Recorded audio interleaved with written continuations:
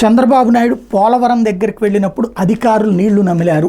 ఇది ప్రస్తుతం ఈనాడు రాసిన వార్త.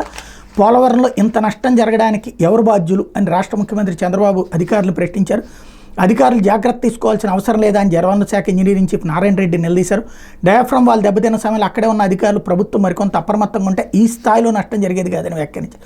ప్రాజెక్టుకి ఇంత నష్టం జరిగితే యంత్రాంగానికి మరమ్మతులు ఎక్కడ మొదలు పెట్టాలో ఏం చేయాలో తెలియకపోవడం దారుణమని మండిపడ్డారు. ఈ పనులకే 4 ఏళ్లు పడితే ప్రాజెక్టుని ఎప్పటికి పూర్తి చేద్దాం అనుకుంటున్నారు నిలదీశారు. పోలవరంలో సోమవారం ప్రాజెక్టు పరిశీలించిన అనంతరం ముఖ్యమంత్రి అధికారులతో సమీక్ష నిర్వహించిన సందర్భంగా ఈఎన్సీ నారాయణ రెడ్డిని నిలదీస్తే నీళ్లు నమిలారు అన్నటువంటి.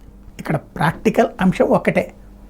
2019-20 సంవత్సరంలో భారీ వరదలు వచ్చినాయి. అక్కడ అధికారులు కూర్చుని అడ్డంగా పడుకున్నది ఏం జరగదు, కొట్టుకుపోయింది.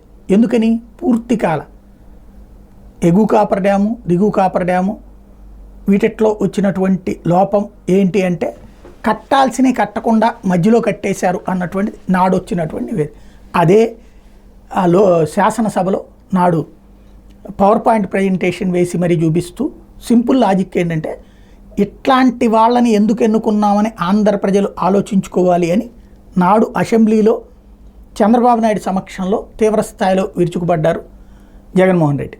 చివరికి అప్పుడు అదేదో వైరల్ అయినటువంటి జేము జేము చంద్రన్న పాటను కూడా పెట్టి మరీ వెటకారం చేసినటువంటి. ఇప్పుడు సేమ్ రివర్స్. జగన్ అనేటువంటి విధ్వంసకారుడికి అధికారం ఇవ్వడం వలన ఇలాంటి పరిస్థితి దాపురించింది. ఇట్లాంటి వాళ్ళు అసలు రాజకీయాల్లో ఉండడానికి అవసరమా లేదా అన్నది ప్రజలు ఆలోచించుకోవాలి. పోలవరం గురించి ఇదే జనంలోకి తీసుకెళ్తామని. ప్రస్తుతం అసలు వాస్తవం ఏంటి అంటే ఇద్దరిది వాస్తవమే. భారీ వరదలు రావడం అన్నటువంటిది అతిపెద్దదైనటువంటి ప్రమాదమైంది. ఇప్పుడు అది పూర్తి కావడం ఇప్పట్లో సాధ్యం కాదన్నటువంటిది ఈ మొత్తం వ్యవహారంలో తెలుసుకోవాల్సిన నిజం.